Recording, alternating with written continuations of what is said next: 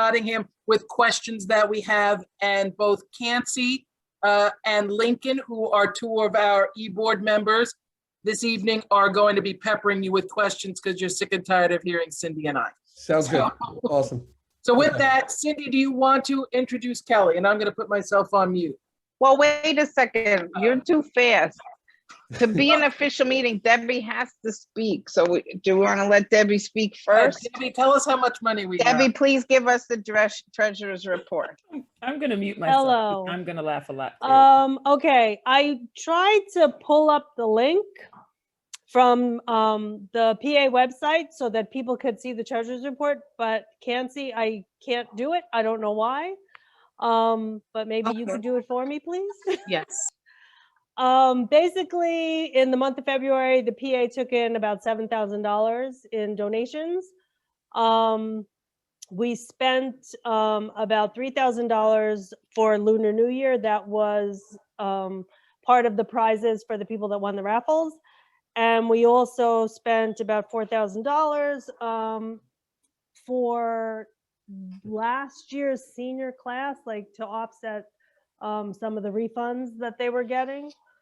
But basically that's it. Right now in the bank as of the end of February, we have $294,000. So that's Wonderful. it. And we will be Thank you, Debbie. We will be You're welcome. chatting with Mr. Newman and the team at some point to figure out how we can spend it to the betterment of our students, staff, and building. Okay. So should we just quickly have Diversity give a recap of their event last night? Yeah, because we know that we're going to need Mr. Newman for him with a lot of stuff, because a lot of stuff get him came out in. today. A lot of stuff came out today. So Kim and Jasmine, can you give us a quick update on that phenomenal event you Sure. hosted last night? We've been very fortunate. We have a parent who is also a tech alum named Lisa Payne. And in February, she came to us and she was a producer of a film called Between the World and Me. And we were lucky enough to do a panel discussion with her and the director of that film in February. And we had a wonderful turnout, and our moderators that work with these filmmakers are tech students, and they did an amazing job. So Elisa came to me and I said, listen, if you come up with something else, please let us know. And she said, we've got Women's History Month in March. I've got 2 Asian American filmmakers these 2 women were wonderful. One was doing Between the World and Me. The other had just done a short documentary on Call Center Blues about immigrants that actually left the U.S., got sent out of the U.S. back to Mexico.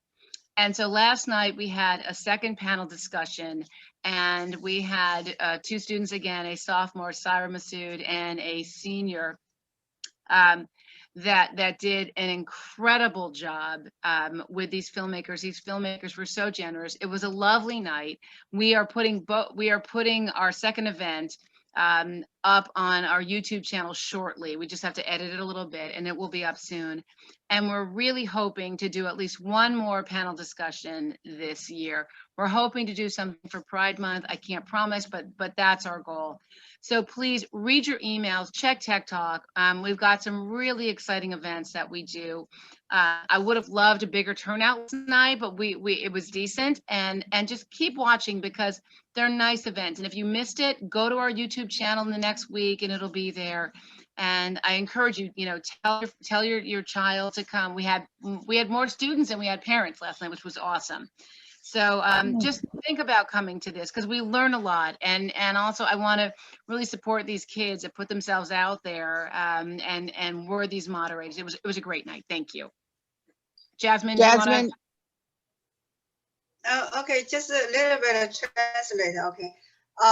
昨天晚上呢，我们有一个会议是关于电影的那个讨论，就是我们邀请到了2个是亚洲的女性的电影制作人，那么呢，他们都是很成功的在美国的这个电影业。那么呢，就是说昨天呢，有我们的那个多元化的部门还有学生一起来做的，这个呢很成功。希望如果你错过了这个机会呢，你就我们的 YouTube 上我们会放上去，你再去看。这个应该对我们的那个种族之间的理解，还有各方面对美国的现状的认识会更多一点，所以希望大家抽出来你的时间来观看。Okay, thank you, bye bye. Thank you, Jasmine. So now we are happy to have with us this evening. It was always a goal of mine to keep introducing us to different APs in the building, and things get shifted around. So now this year, Miss Kelly Lovelet, who's been the AP of biology, is also the AP of physical education. And we asked her to come and introduce herself to everyone and tell us a little bit about the exciting things happening in her departments. Kelly Lovelet, you're on. Good evening, everybody. It's so nice to see many faces. I actually prepared something very specific. And then at the end, I'm happy to take any questions about either the biology department or the health and PE department. I put a link to a slide presentation in the chat. I will display it on the screen, but if you guys want to open it up and save it, especially if you have a child who's taking a Regents science course, I'm just going to go over some updates in the lab requirements and basically what that means for your child.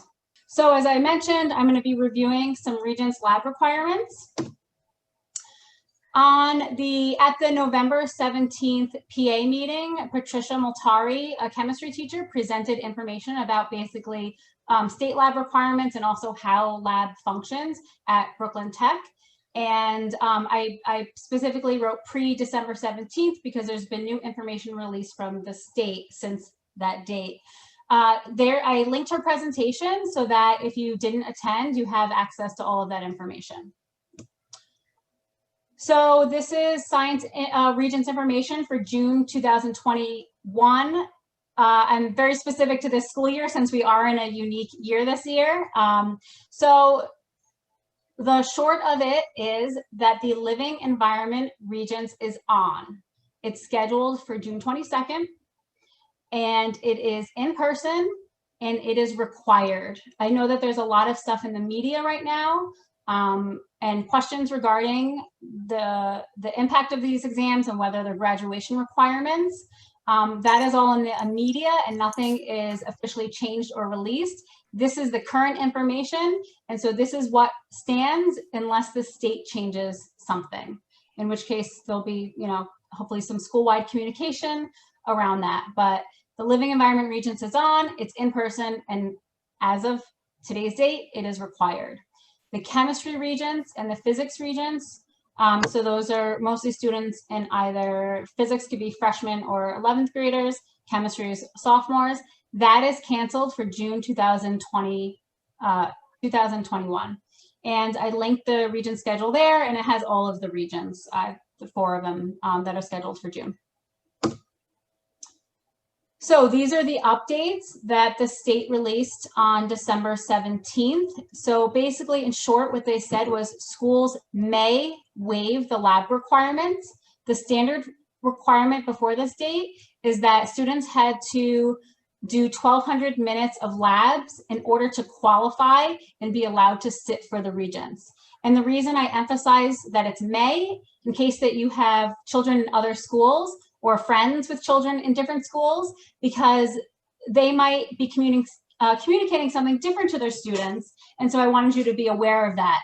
At Tech, we have waived the lab requirement for the Living Environment Regents. So that means there's no set number of minutes that your child needs in order to sit for the exam. So that means every freshman taking, or every student taking Living Environment is qualified to take the Regents in June. So some additional information, students should pay close attention to the state labs because there's questions on Part D of the Regents exam related to those labs. There's also questions related to other things like microscope technique, how to make a wet mount slide. But these 4 labs is an entire section of the Regents exam.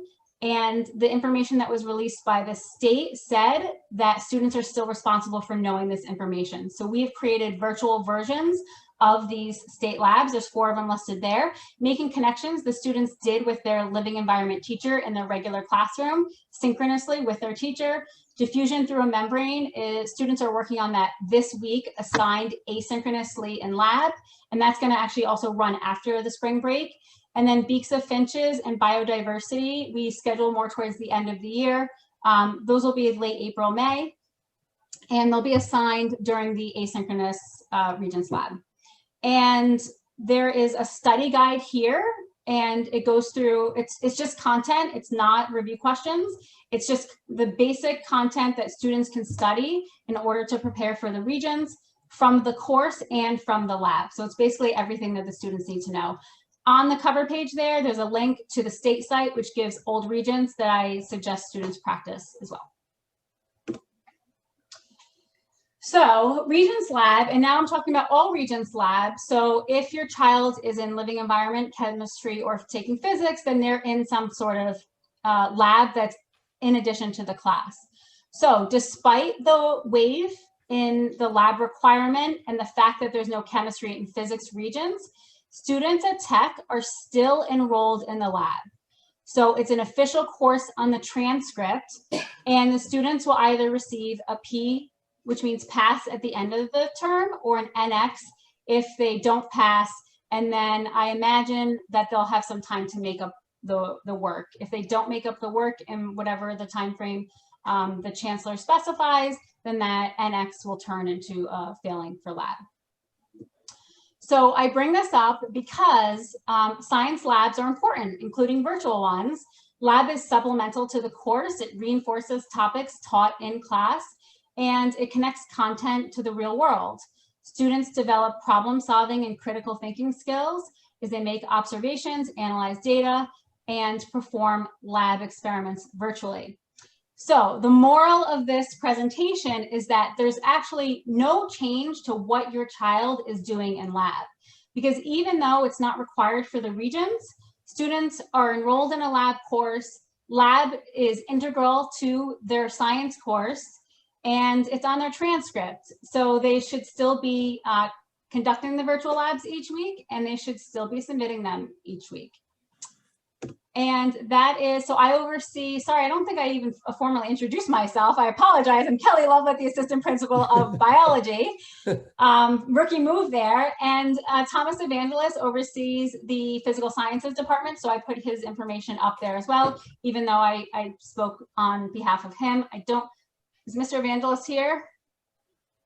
He said he might come. Okay, he didn't. So I'm gonna stop sharing so I could see if there's any questions in the chat.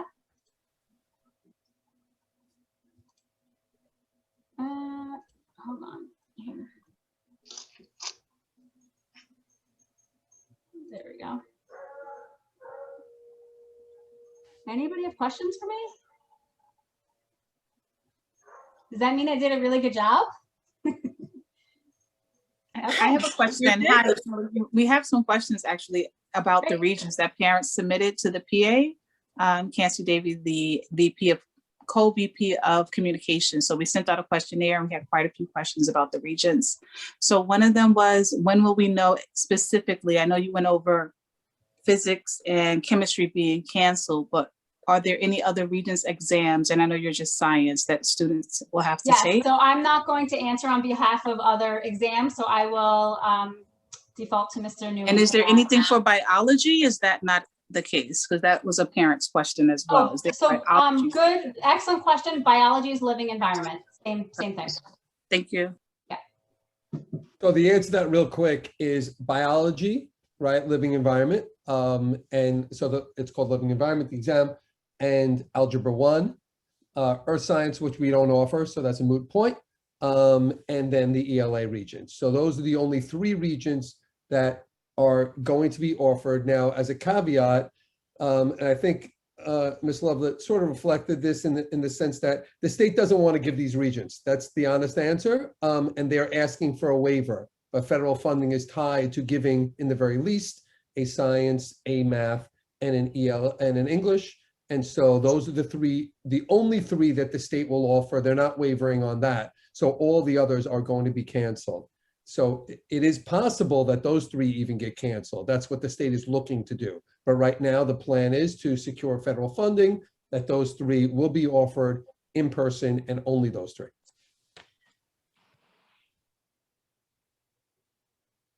So I see Rachel has a question in the chat. It says, I want to ask how you said there's no difference in the lab. Why does tech insist there's no difference? It is obviously not the same to do classes remotely as in person. So what I meant by that is there's no change in what your students are doing this year in lab since school started.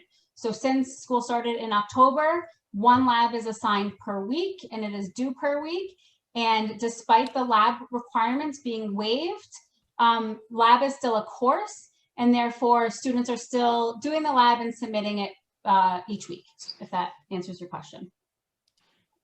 Ms. Lovelet, is it possible you could speak on a little bit about anything parents need to know about PE?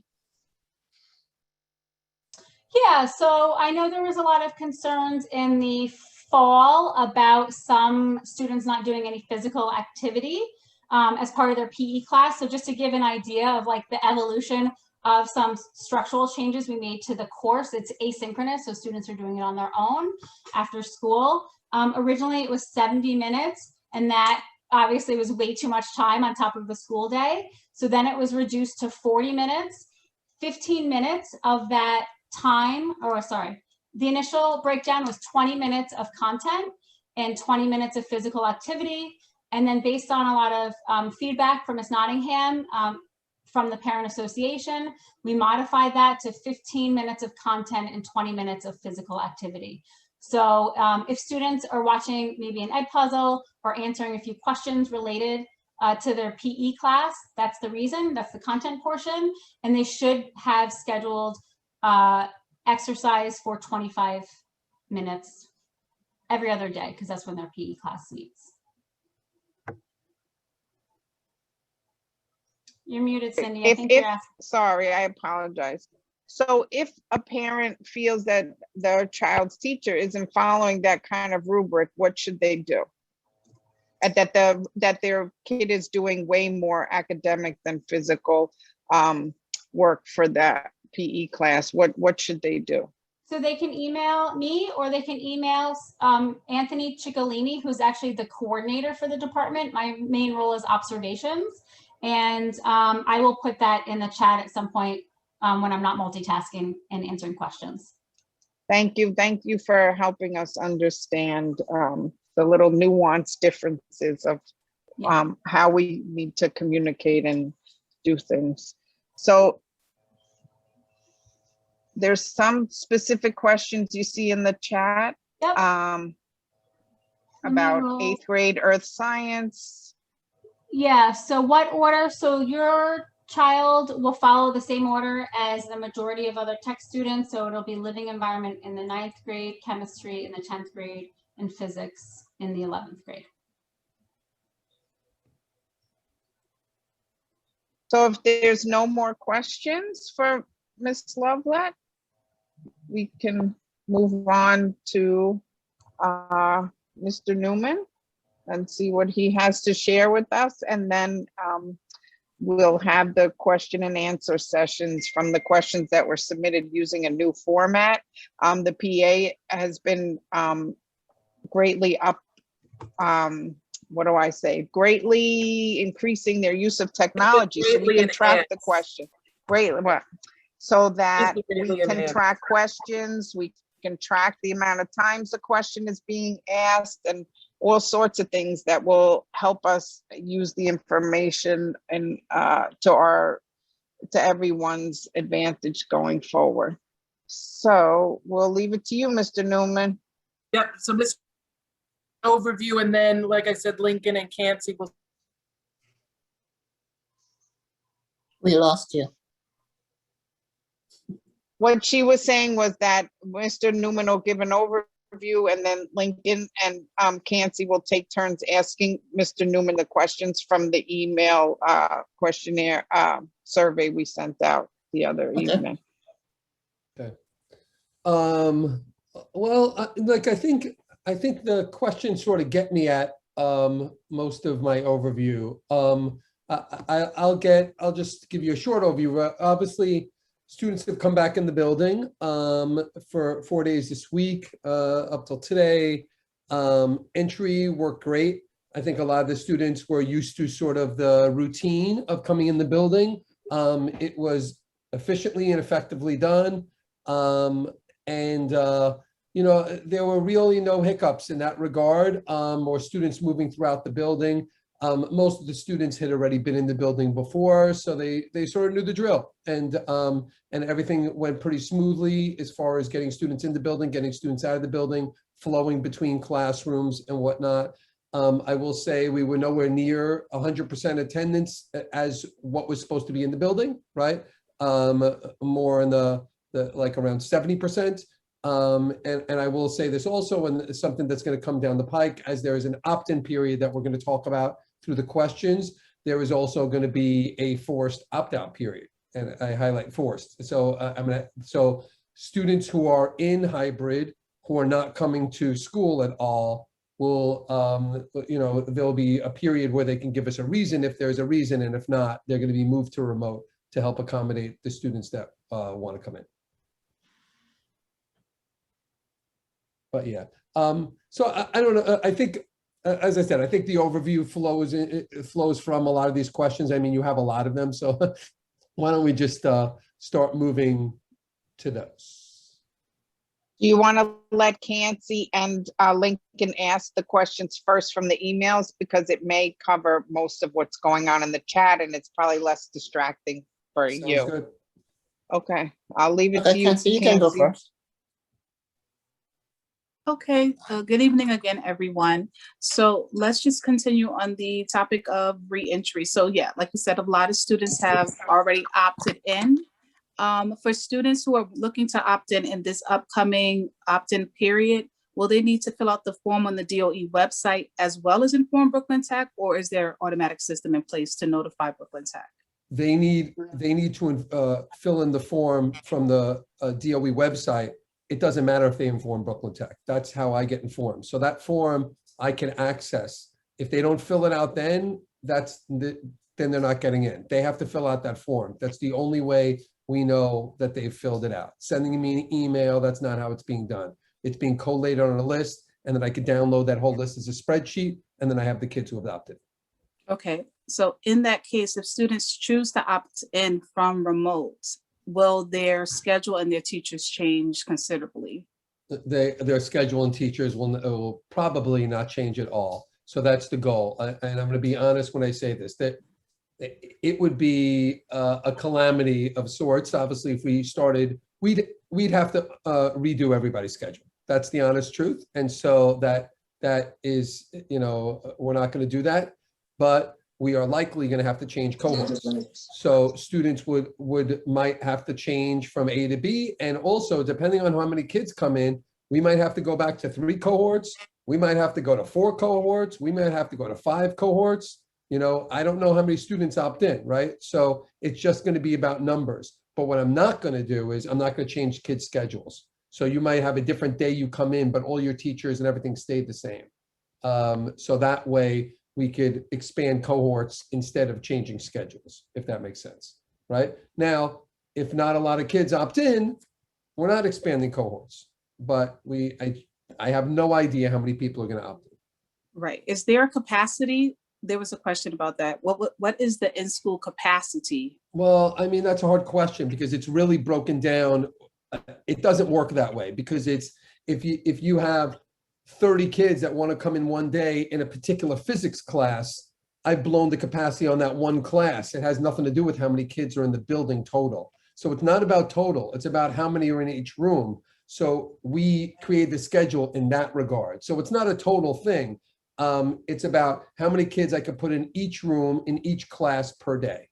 And so I'm gonna have to see where the numbers lie, and that's where we're gonna have to fix that out. So giving a numbers total really doesn't work, to be honest with you. It's really where those kids happen to be, if that makes sense.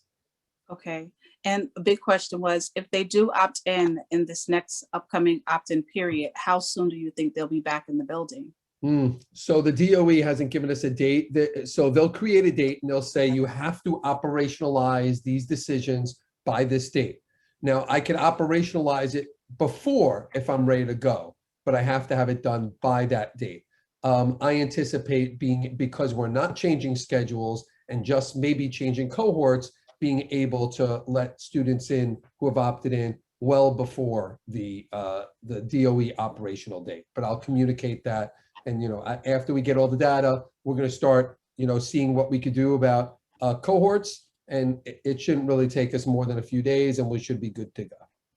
Okay, well, that's all I have on the opt-in to in-person learning. All right. Thank you. Thank you. All right.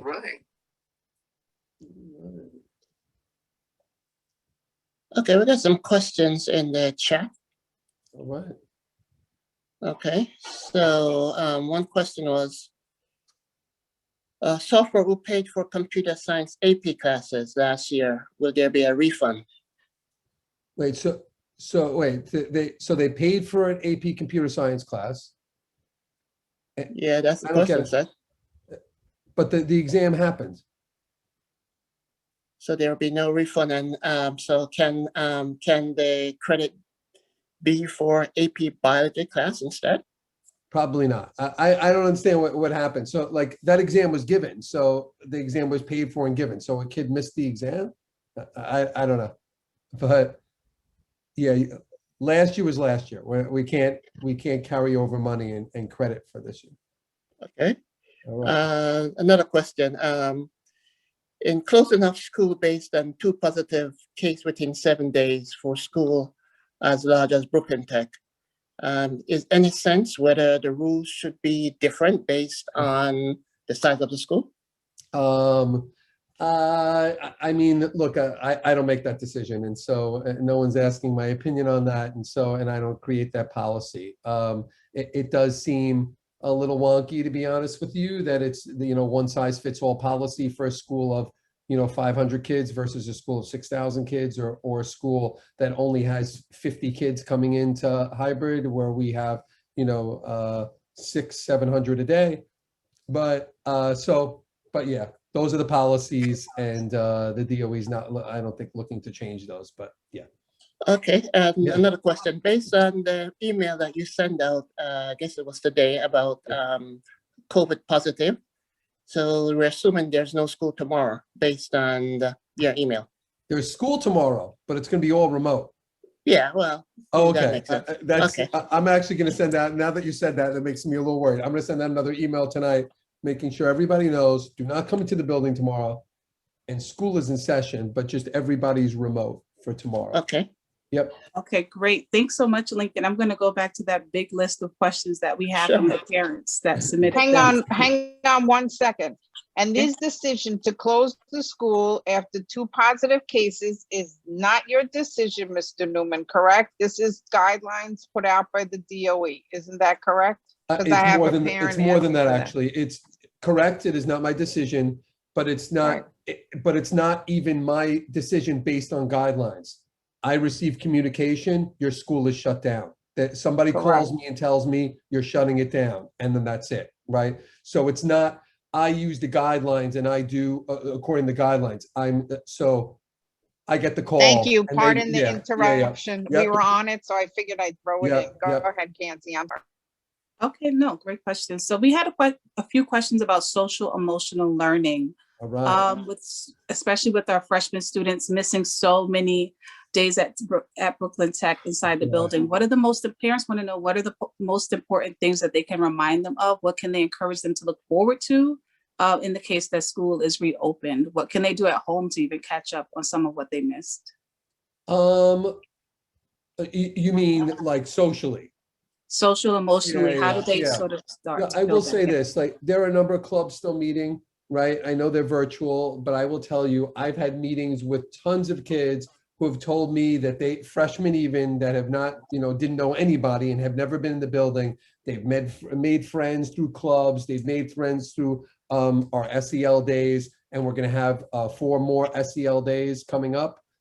These are opportunities to be in sort of non-academic settings, but be in meetings and whatnot where you can meet, and socialize and meet with kids. I know it's not in person, but that could surely happen. I have, I've been doing the snacks with the principal. I had one actually today, and I'll tell you, we get to know a lot about each other. Like, there are definitely kids who are my snacks with principal today that are going to keep in touch and are friends now and weren't friends, 5 minutes before it started. So it's just, you got to give these things a chance. You got to go through these clubs, and you got to go to these activities, and you will find you will meet people. And so that's, one thing. I mean, look, there's a lot of things missing, and there's a lot of difference. And I know, like, real human interaction is not this, what's happening. And I get that, but I think we can make the best of it. And I've seen kids make friends, and I think they just need to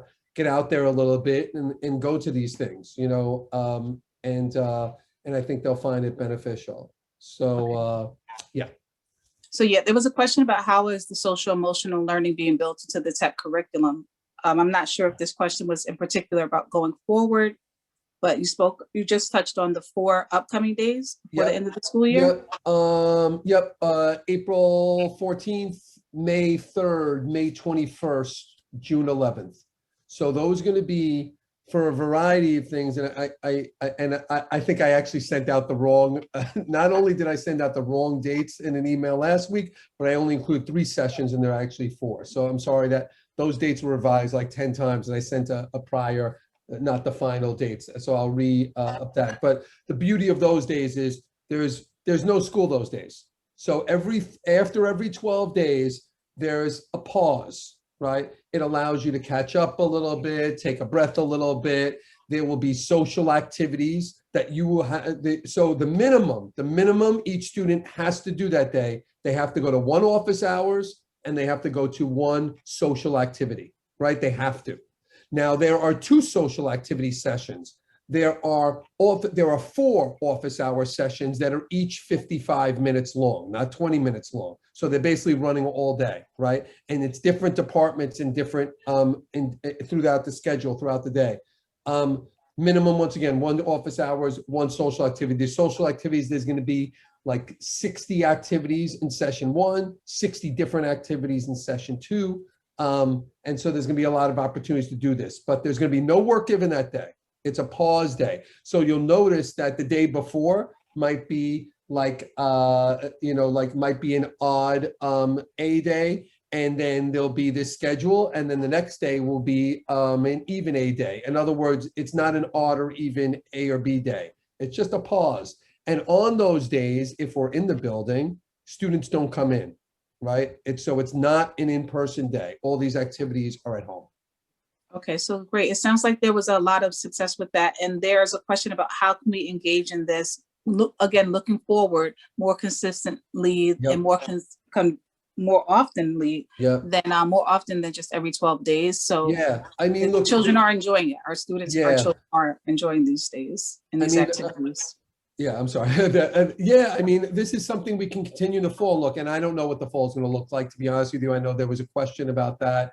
And I don't really know. I mean, there's a lot of talk, and I could talk a little bit about what the talk has been, but even more so. And I think somebody asked a question, I think it was something in there, like, how can this be incorporated every day and in every lesson, right? And I think there's aspects of that happening. I think everything from teachers opening up a class and saying, like, how is everybody feeling? How's everybody doing today? Like, there's little things with actually not just saying it as a rhetorical question, saying it as, give me some feedback, like, how are you doing, right? And so these play in the social emotional learning realm to check in on kids. But I think a lot of this work, to be honest, is a work in progress for us. I think that more training is required for teachers to be able to, live and breathe this on a level every single day. I think they know to check in with kids and do some sort of what I would call humane things, just to make sure everybody's okay, right?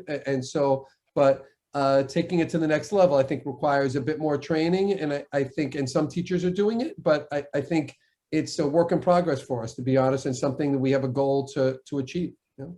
Okay, so, and on that note, how can we support any population of students that are having a really difficult time connecting emotionally, even through the small group activities such as the SEL days or even snacks with principal? Yeah. With the principal, how do we support those students? Yeah, I mean, that's something, yeah, I mean, their counselors should be reaching out to them to have check-ins with them. Social workers, I saw, questions about social workers. Additional social workers especially is something we're looking forward towards next year.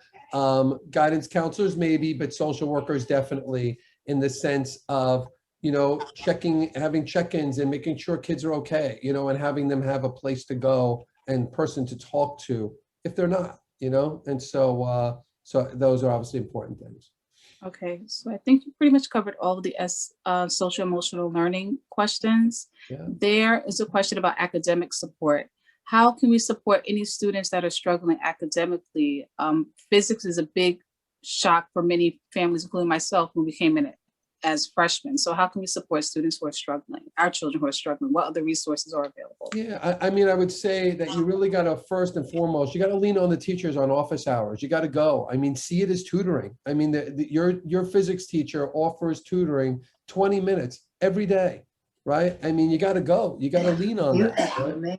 And so how do we balance that with the office hours? Because that has been something that many students are taking advantage of. But how is that staggered? Because sometimes just 20 minutes when you have multiple children, multiple students coming in, how can that be? How can we make some sense of that in a way that it can be maybe extended, or for children to extend multiple sessions with their teacher? Sorry, I closed the door. No worries. I'm rushed in here. So I was trying to get him to say hello, but he just lost a front tooth. He's a little, doesn't want to say hello. Well, we couldn't see much because of your background. We could pretty much see you disappeared into the auditorium. Yeah, I'm in the, I disappeared into the auditorium. Yeah. I'm sorry. What was the question? So that question was just about the office hours. Sometimes 20 minutes isn't quite enough, especially if there are multiple children who have the question. And also, is it possible for teachers to stagger their office hours so kids can attend multiple sessions? Yeah. If I need to see physics and I need to see chemistry and I need to see computer science, they're happening at the same time. So they actually can't be staggered. The structure of the day for teachers is sort of a negotiated. That's what the day looks like. It is also negotiated that office hours are simply 20 minutes of their day, not 19 and not 21. And so, and they have to occur at a certain time, right? And so they're not scattered throughout the day. I think these every 13 days, you're going to see extended office hours where each teacher is going to do 2 55-minute sessions. So that's obviously a lot longer, and they're going to do 2 sessions each. And that's also staggered by department. And so there's 4 sessions total of 55 minutes each. So take advantage of those. We also do offer tutoring in almost every subject now after school. It might not be your teacher, but it is a physics teacher. It is a chemistry teacher that can help you. And that is extended for an hour at the end of, that at least per subject is once a week. Chemistry, for example, is every single day. So we had more teachers willing to do it than others, to be honest. Okay, so let's shift to talking about the upcoming SAT. Can you give some more details about that? And also, how can we support any children who are coming in from remote learning who may not have been in tech to help them get acclimated to coming in to take that SAT? Yeah, well, a couple of things. And I did see there was a question, could you come in another day just to walk through? Absolutely not. You can. So we're, very careful about who's coming in the building and numbers and where people are going. So you can't just do a walkthrough of the building on a day that you're not supposed to be in the building. There are 2 SAT days. So I saw you had the 27th, but there's also the 13th. Now, I want to be very specific. Every kid is only assigned to 1. You cannot miss the 13th and decide to come in the 27th. You will not be let in. You cannot decide which one to do. You have been assigned. So you were sent an email that said the 13th or the 27th. That is your assignment. We need to do that because like 98% of the kids of the juniors are coming to take the exam. They all want to come in and take it. So we have massive numbers. That's why we added the second date, because we couldn't have 1,400 kids coming to the building at once to take an exam. So we have that number. And so we got 700 each date. You must come on the date that you were assigned. Must. One Yeah, question. but I was just gonna say in acclimation, come early.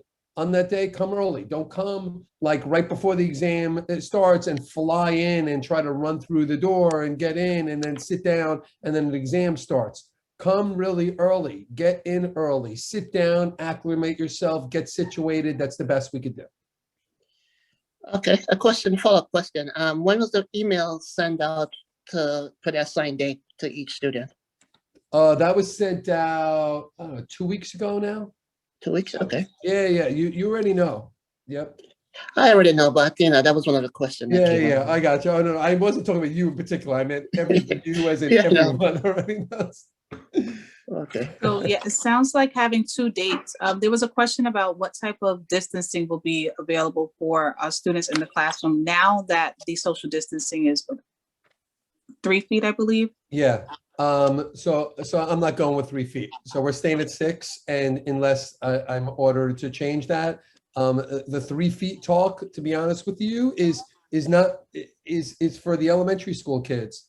You know what your children look like. They pretty much look like adults to me, and so we're going to treat them as adults. And we're at 6 feet, right? And so we're not all of a sudden doubling the amount of kids that are coming in. We're sticking to the same guidelines for all days and SAT days. So there is going to be, in most classrooms, there's going to be 9 kids in a classroom for the SAT. Some rooms are larger. So our typical classroom is 9, but that's like only 70% of our classrooms are the typical classroom. So the rooms that are larger by square footage can take some more kids. So it might not, some rooms might have 18 kids in there, but there's twice as big as, a regular classroom. So it's just based on size, but most of our regular classrooms are at 10 total people, 1 adult and 9 kids.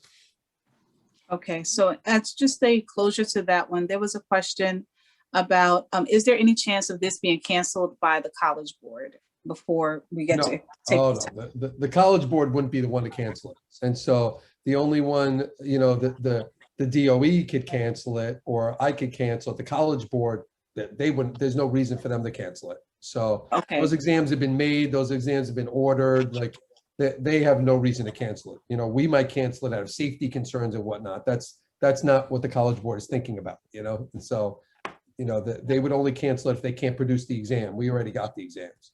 Okay, so cancellation would only come from the school, and you would let us know about that if there were any need about that. Yeah. Okay, so lastly, maybe not lastly, I'll double check. Late homework and student participation was another frequent question. The big question is, we've heard what you said at the previous PA meetings, and Ms. Nottingham said as well, but is there anything that can be done when teachers don't comply? Because this is still an outstanding issue. One area was languages other than English was one area where this parent felt that this wasn't being followed. So how can we make sure that that's happening? Yeah, look, it shouldn't, first and foremost, I would have parents and or students reach out to the teacher, right? And talk to them about, the issue, and then hopefully it could get resolved there, right? And then if it's not resolved, the teachers all have supervisors. So there's APs, assistant principals of every one of those departments. And then when it gets there, that's the last place you need to go. It doesn't need to go any further. The assistant principal will take care of the situation, and they'll, communicate with you and let you know what's going on, right? And so so that's, they're their supervisors to handle those situations. So you just need to reach out, and if you don't feel comfortable talking to a teacher, and maybe you feel like you've already communicated this and gotten nowhere, surely that's when you go to the assistant principal, and they'll have a conversation with them and get to the bottom of it, and it will be resolved. So you just need to, do that. Is that the same when it comes to zeros? This seems also to be a question that keeps coming up, where work is not being able to be made up or not accepted late. Yeah, I mean, work Great, needs to be okay. accepted absolutely late. There, you know, I'm not saying you're going to get 100% on it, but work will be accepted absolutely late. But it depends. All this depends on circumstances, right? And so, if you're finding that you're having a conversation with a teacher and they're misaligned to the things I'm saying and the policies that we have, that's when you go to the assistant principal. Also, lastly, participation came up as well, where there are students, again, who are not comfortable participating even remotely on Zoom, but more so in small groups. How can teachers integrate that so that children can be more comfortable with the participation? I mean, and the participation grades that go along with that. You know, it's interesting. I was just meeting with a group of students, and they were saying that, you know, we were talking about engagement in classes, and they were saying, you know, but there are some kids that are in classes that will never participate, that they just have stage fright. They're never going to talk in front of 30 kids ever, but they're writing in the Nearpod. They're writing in chat. Like students have found other ways to express themselves, to engage and communicate. And so I think, you know, teachers and students really need to tap into that. And so if you're writing in the chat, that's as good as talking. That, I mean, it's a new modality, right? And you are communicating your questions, even if you don't say them, right? You're writing how you feel about things in something like a Nearpod or some other platform. So this is communicating. So I've been in breakout rooms with students where they say nothing. Like they're completely quiet. And I'm like, what's going on? But then you look at the Nearpod and they're like writing back and forth. Or you look at the chat and they're writing back and forth.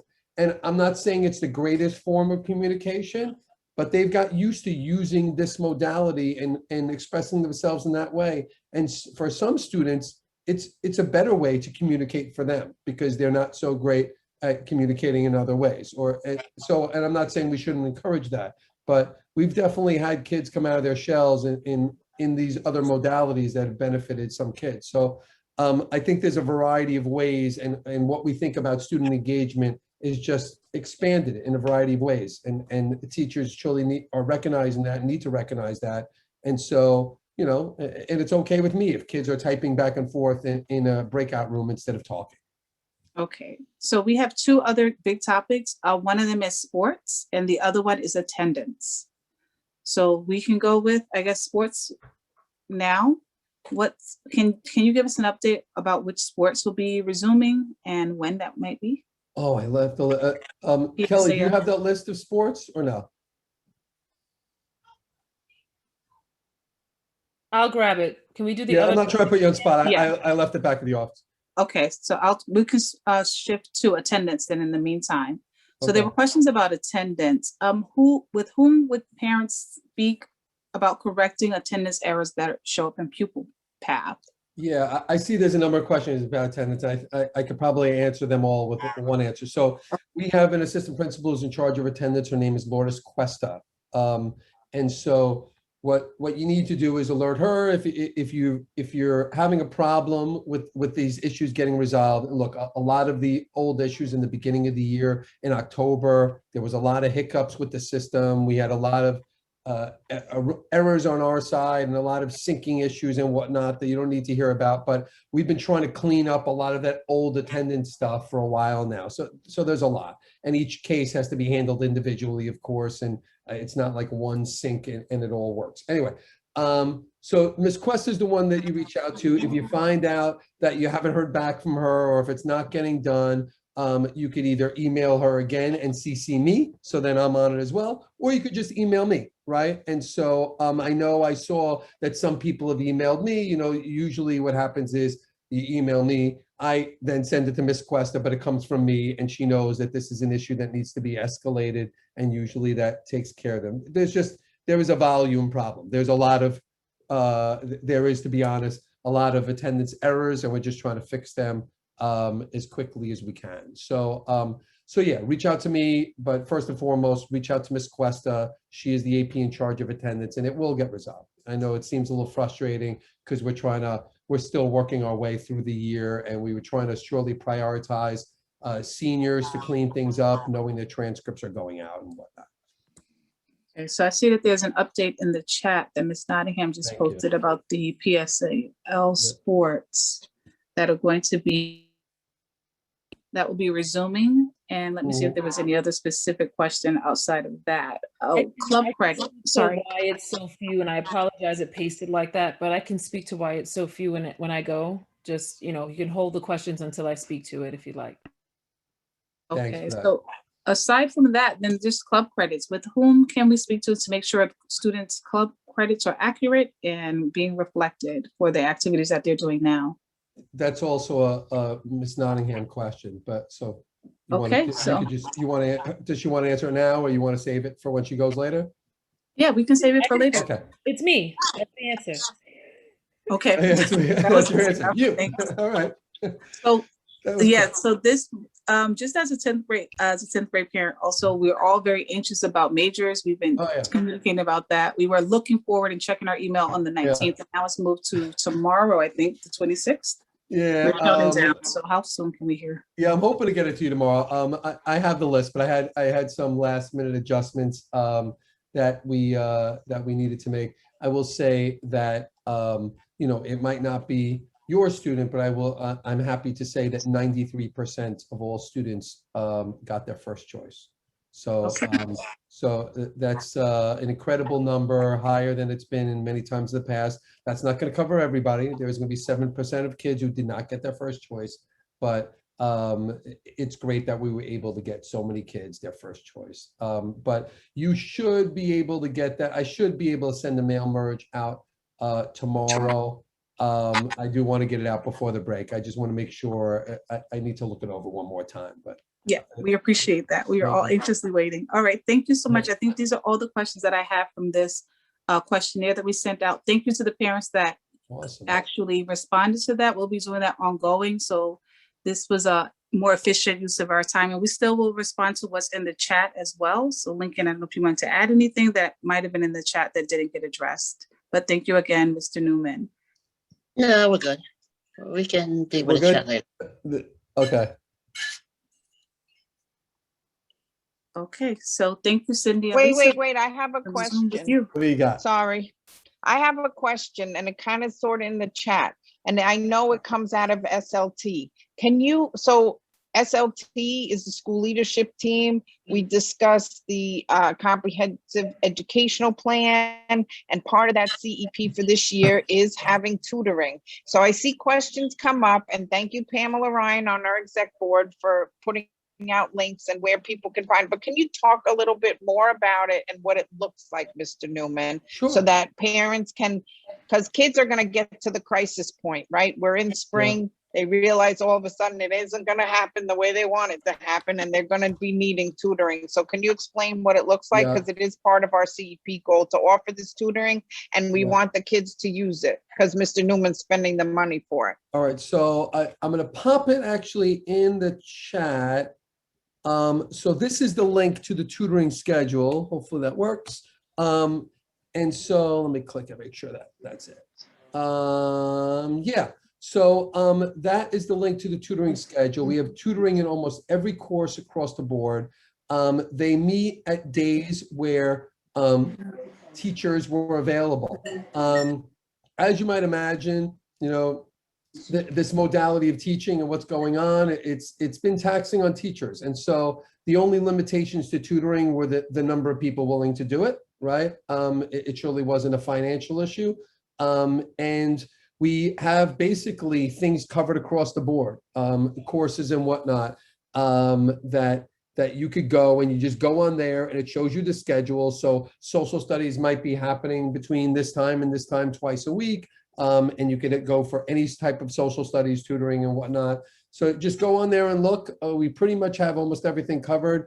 It is every day, but it's different subjects each day and whatnot. I couldn't get like one single tutor to do it like every single day. I think that would lead to a little bit of tutoring burnout. But so look at the schedule and just pop in. Now it might not be, it surely might not be one-on-one tutoring. If 5 kids pop in, it's going to be 5 kids, right? And so they're going to have to handle things, as they come up. And so, but we think it's really beneficial. If we're finding from a teacher that too many kids are showing up, that there's too many different questions, I'll add, I'll encourage them to add more days. But we're sort of seeing how many kids show up. But we have a lot of tutoring. This is a new initiative. We usually have a little bit of tutoring, but this is a lot of tutoring. And so we'll see if people, take us up on it. And I imagine as we get towards the end of the year with finals and other things going on, AP exams, that there'll be many more kids coming in. And we'll add additional AP tutoring as well. So they're going to be AP teachers always do tutoring a few weeks before the exam, especially. So that's going to be added on top as we get into deep into April. Is that it? So do Yeah. we, I think there's a bunch of questions about Regents, to be very, very clear. Some parents are asking if freshmen take an ELA Regents, Okay. it's Yep. it's a little tough because they're not in the building so much, and sometimes our freshmen and sophomore parents have questions that we wouldn't Yeah. normally have. So if you could speak for that again a second, a little bit more. Yeah. Specifically, again, thank the you. Regents that freshmen might take is Algebra 1 and Living Environment. If you're not in a Living Environment course, you're not taking that Regents. If you're in freshman physics, you're not taking a Regents. And so if you are in freshman geometry, you're not taking a Regents. It's only going to be Algebra 1. So if you're in Algebra 1, you're going to take a Regents as a freshman. If you're in Living Environment, if you're a junior in English, you're taking a Regents. Is there anything you've seen, Lincoln, in the chat that you want to bring up that we haven't brought? Patricia, real quick to answer your question, we don't catch you up in a summer algebra. We catch you up in a summer pre-calculus. So we'll get you to calculus as a senior, but between junior and senior year, you'll take pre-calculus over the summer, non-algebra 2 over the summer now. All right. Someone had asked me privately if you could comment on how many people have been coming into the building, and and what which I know the answer to already, but I'm going to let you speak to it, about how many teachers are vaccinated. Okay, first coming into the building. So in each cohort, we're supposed to have about 620. I will tell you about 400 have showed up so far. So that's when I was talking about, 65, 70% have shown up. So that's so far. But about 620 each day, but 400 showing up each day. And I see, will summer school be virtual? Yes, very likely. Yeah. Oh, you asked about teacher vaccination. I don't have that information, and I'm not going to get that information. So the teachers do not have to disclose whether vaccinated to the school or not. Yes, there's a question about summer school. Would summer school be virtual? Yeah. Or will there be any? Mm-hmm. Yeah, very likely. Okay. All righty, maybe we can let you off the hook and let Miss Nottingham fill in on the questions that she can answer and speak to. I see there was some sports questions about certain other sports that aren't on your list and all that good stuff. And then we can look for questions that belong to you, or maybe you've seen them already. Thank you, Mr. Newman. Yes, thank you. Nice to see everyone. Hi, everyone. Good evening. So I'm going to start with just what I scanned in the chat that pertains to me. Club credits. Club credits are earned all throughout the 4 years of a child's time at Brooklyn Tech. They are turned in by the advisor to Miss Yvette, who works on my team. It's thousands of credits and hundreds of kids. What we guarantee is that they will be noted by the time they're like juniors or seniors. So when we get the freshman rosters, we finish the seniors first because they have to have that credit in order to get their Brooklyn Tech diploma. So it takes a bit of time. We get it in the September, we get it again in January, we get it again in June. So it's a cycle. And depending on how many kids, hundreds of them that participate, we have to make sure the seniors are done first. So if the freshmen aren't done or the sophomores aren't done, it doesn't mean we don't have the record of their credits. If a child has a question about if their credits were given, they can email me and I'll forward it to Miss Yvette, or they can email Miss Yvette directly. Her email was sent out in the fall in an email that I sent, but I was going to resend the contact list because I spend about 10 to 20% of my day forwarding emails that I'm not answering, whether they be about attendance, cohorts, majors. Some of it, it's not even in my purview. So in order for me to get you guys to the right place, I am going to update the contact list and send that out to you. Senior dues, they are being processed finally because the AP refunds had to be done first. There were 7,200 checks that had to be sent out.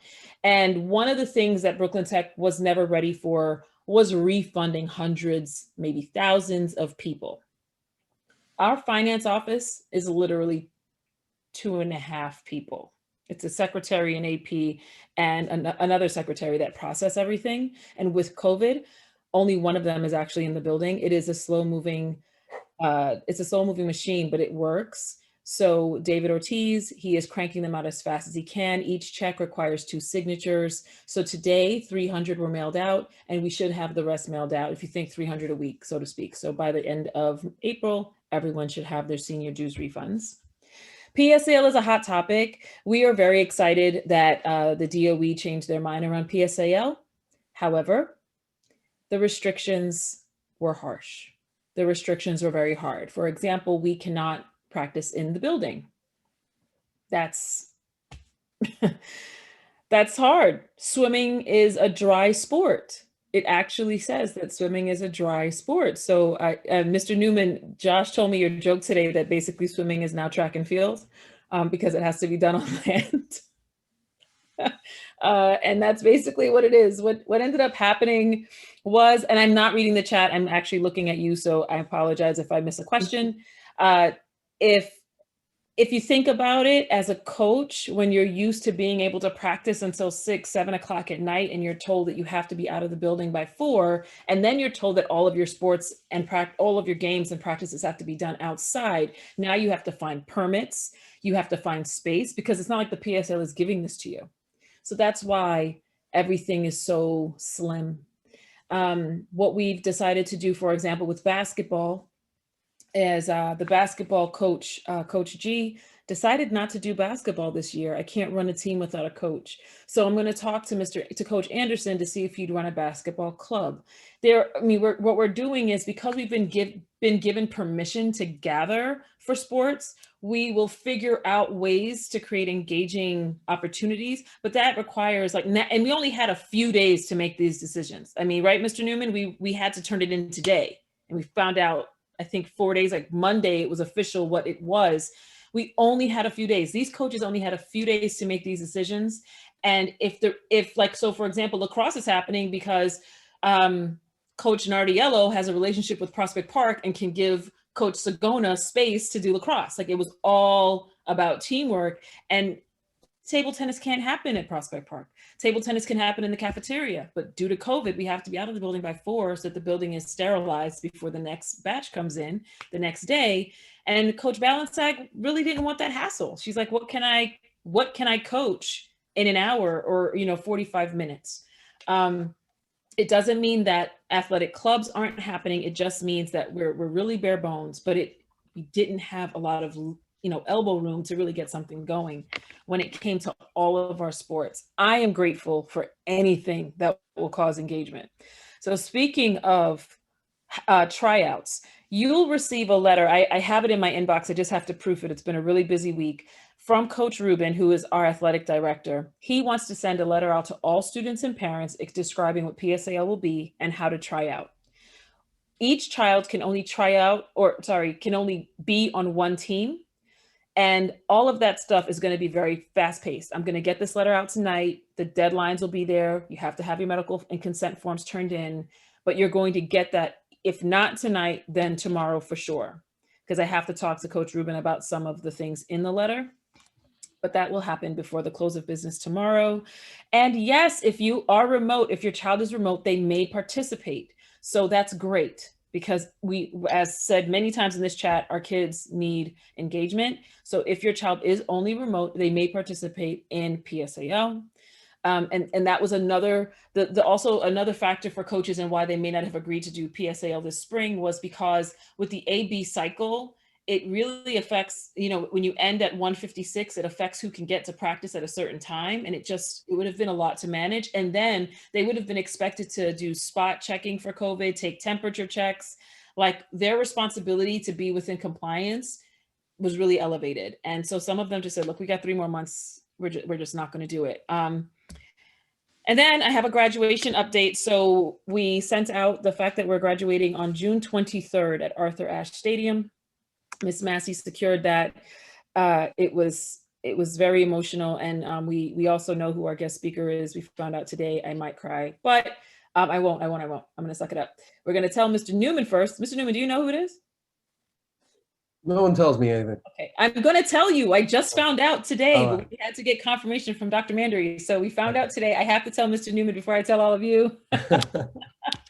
And then we're going to do, tomorrow we have an appointment with Chris from Arthur Ashe Stadium to get our time on the day of the 23rd. And then when we get our time, we're going to put the name of the person who's doing the speaking in the whole email. I'm going to send it out to senior parents. Like, I'm so excited.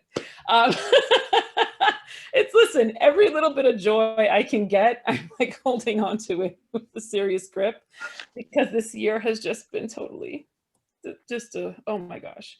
So yeah, I'm happy. We're making gains, and it's every little bit counts. So I want to talk a little bit about math, if that's okay. I am so appreciative of every parent that heard what we said at the last meeting about homework, about all of it. And I appreciate your emails. We are working with the teachers. We're also working with the students. So, you know, I did have a complaint that made me think to myself, Brooklyn Tech it's always been a very rigorous place. It's always been something that valued academics. We value timing. We value, you know, deadlines. We know that in the real world, deadlines matter, right? Who hates when you get to the doctor's office and you have to wait an hour and a half to see your doctor? Like, you tell me 2 o'clock, I get there at 2 o'clock, and you'll see me till 3:34. Deadlines matter. Honoring your time matters. And I was talking to some math teachers, and they're frazzled because if I give a homework assignment on a Monday and I tell you it's due Thursday, for example, and you don't do it, but then you turn in that homework assignment that was given in March in June, it loses its meaning, because the practice has to happen during that time, and they can be lenient, but it's a two-way street, right? So, and I'm not talking about the child that's busting their butt. I'm not talking about the child that gets the assignment on the morning of and it's due that night, or gets the assignment on a Friday night and it's due on Sunday night before class. That is not acceptable. That's not what I'm talking about. I am talking about the conversation I had with a parent who is like, well, the child will do it when they feel like it, right? There has to be, we're all in this together. So we all have to take in, like, really talk to our children and say, are you truly trying your best, or are you on social media when you're supposed to be doing your homework? There has to be, because when I'm going to ask those questions. So know that when you email me, I am going to ask those clarifying questions before I go to the teacher, because you also have to understand that I've been in this gig for 8 years, and I know who my teachers are that need a conversation, but I also know the ones that have never been mentioned. And I want to make sure we're all playing on the same, like a fair field. It's really important that we hold our students accountable when they've been given much, like they've been given several extensions, et cetera, et cetera. I don't want our kids to get back in the building in September and completely forget how to be a student. That there's something about that, right? Like, I can help the teachers be better teachers, and I'm going to need your help to get them to be great students. And we have, you know, the PA and I have talked about, like, what does advisory look like in September for our sophomores, because they've missed pretty much the whole year of school. I've spoken to teachers about what will their SEL look like in September when kids return, right? I'm talking about math teachers. When kids return and they have to be students again, like in a seat with other students around them, it's going to be very different. So I'm making it the claim now in March. We need to make sure that we're looking at it from all sides, because when I start talking to teachers about things, I want it to be a fair situation, right? So continue to send me things if you think that your child is being overwhelmed, if you think it's too much work. Sometimes on the back end, you may not realize how many opportunities that teacher gave. Okay, and I'm being a little vulnerable right now, because it's not always one way we see it. And we have to keep those lines of communication open. All right. So that's it. If you have, is there anything else that I'm missing? Lincoln or Kansi, did I miss a question in the chat that I need to answer?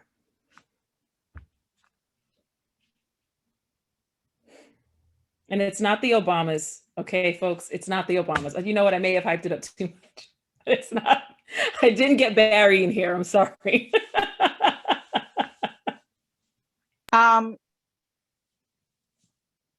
Someone asked specifically about the golf team. The golf team, that if a sport is not in that little blurb, it's because the coach, we do not have a coach for that sport. So softball, that was very emotional when Coach Malone gave up softball. Very emotional because she's been doing it for years and she's planning on retiring.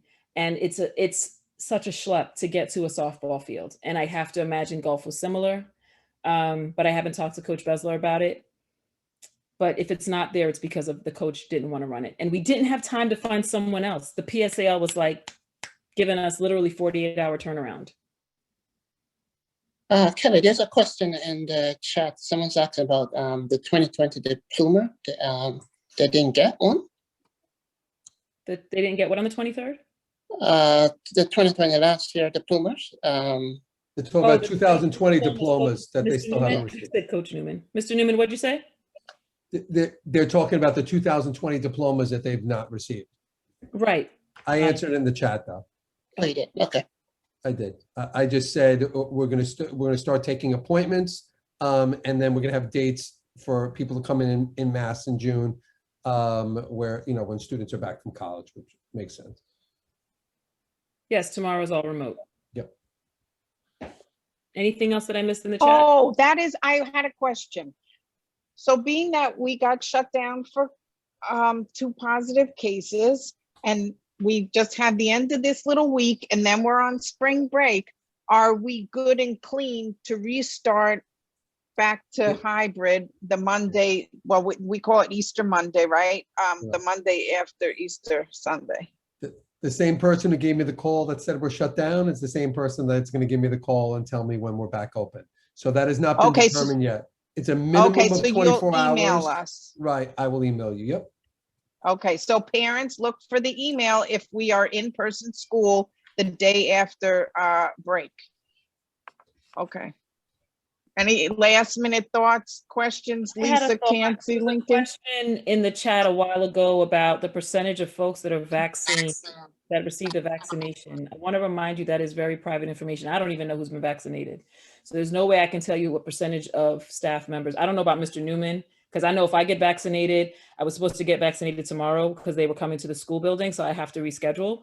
But that's like my personal information. Mr. Newman, do you have to know who gets vaccinated? I answered that before. That no, yeah. I do not know, and the only time we ask is if there's a situation like there was today when people might have been in proximity. So it matters if you've been vaccinated or not, if you have to quarantine yourself. But no, they don't have to tell me. They don't have to register. No one sends me a list of people that are mine that are vaccinated. It is not a DRE requirement at all, and and that's it. Unless something comes up, I'm not really permitted to ask. And the last thing I wanted to say was the best part of my week was seeing children. Oh my gosh. I'm sure if they came to get a Metro card, they were like, there was this crazy lady in the auditorium named Miss Nottingham. But I was like super excited, right, Cal? Like, I was so happy to see kids. So please tell them to keep coming. I know they felt discouraged. I talked to a few that said, I'm the only kid in the room. I don't care. Come for me, for my eyeballs. I need to see children. So we're, especially with it opening back up, we don't know. Maybe you'll get 2 or 3 in there, I don't know. Just come. Just encourage your kid if they're in hybrid. Keep coming. It matters. Socialization, learning the building. Freshmen that are there. We wanted to work with the advisories in the building to take them on little tours when they were in the building. So, just have them come. And, and then I have one of you on here, your son came to get a Metro card, and I had to pull up their pupil path because they grew like 4 feet and they slimmed out, and I almost passed out. It was so good. So please, if your child is hybrid, please keep them coming. I know they're discouraged, but it will get better. There was a question, Ms. Nottingham, about Delta Math in particular. Is that something that's used consistently? Some parents were recommending it actually, and others just wanted to know, does everyone use it in the math department? Not everyone, oh, many. I mean, I can't think of a teacher who doesn't, but to say everybody absolutely uses it would be a lie. I'm sure there's one or two outliers. Many of the math teachers use it. It's not a requirement. It's just another tool. Thank you. I see. They're, Bye, Mr. Newman. Mr. Newman, yeah, just signing off. Oh, Bye, thank Mr. you. Newman. Good night. Who can change the pupil path photo? Oh, I would love to do that now that I'm back in the building. It's a the pupil path, all of the photos were given to Mike Edwards, and because we were sent home, he couldn't get back to that data on his computer. He did leave, but we will be able to access it now that we're in the building once we're back in the building. All right. Let's sing our goodbye song. So long, farewell. Until Can I next just ask one month. quick question? Oh, yeah, go right ahead. Ms. Nottingham, hi, how are you? Hi. So our middle school, we're in the process of going to a venue for graduation, and they're requiring that all participants, teachers, staff, kids, even 13-year-olds, have proof of either vaccination or a negative COVID test within 48 hours. I don't know if you've gotten to that point yet in your negotiations with Arthur Ashe. I just wanted to throw it out there. And then what I'm trying to do is hook up something for my kids in my middle school where we could maybe have a mobile test site come to the school at some point, or a central location, so we could all get tested, you know, prior to the 48-hour window, or because our kids really can't get vaccinated. Well, I guess maybe they can. Yeah. Well, not yet. Not Not yet. yet. If you're, May yeah. 1st, they should be allowed to get vaccinated. Yeah. Okay, so we will ask Arthur Ashe to create some type of guideline.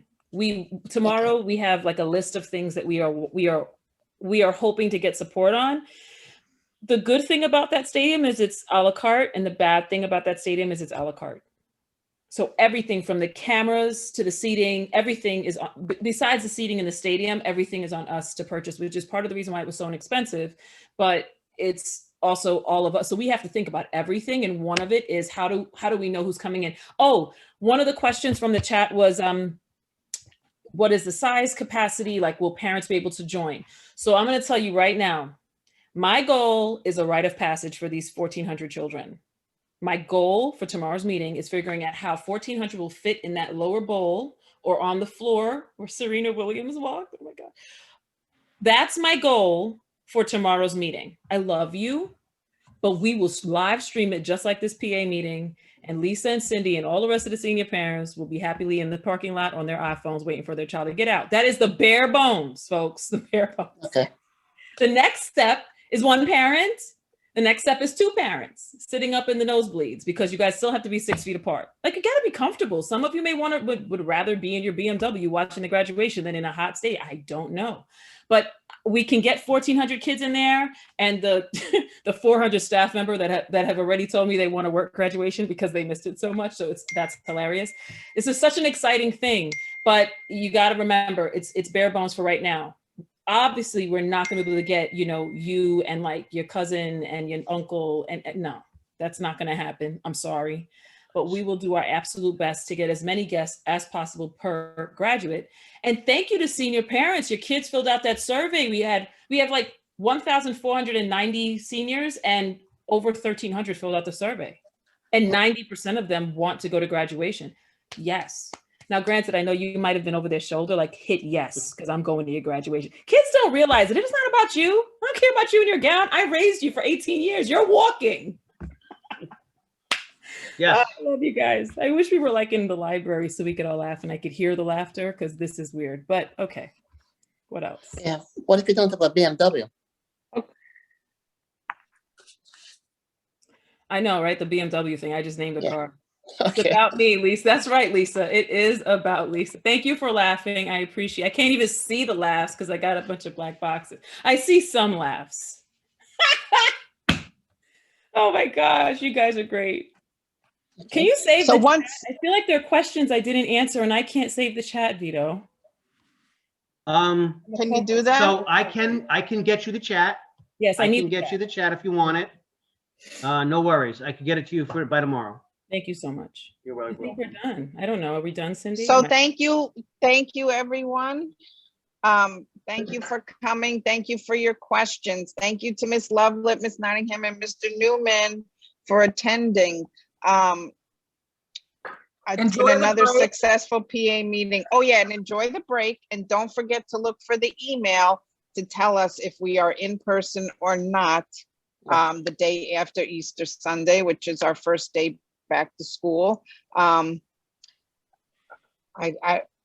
I take a question? I've got from nothing else to say Diana? except watch YouTube. Watch our YouTube channel, and everything you missed will be on the YouTube channel. Go ahead, Ms. Nottingham. Sign us There was a out. question from Diana, but she put her hand back down, so maybe it was Okay. a thumb down, you know. Okay. So I guess so long, farewell. We miss you all.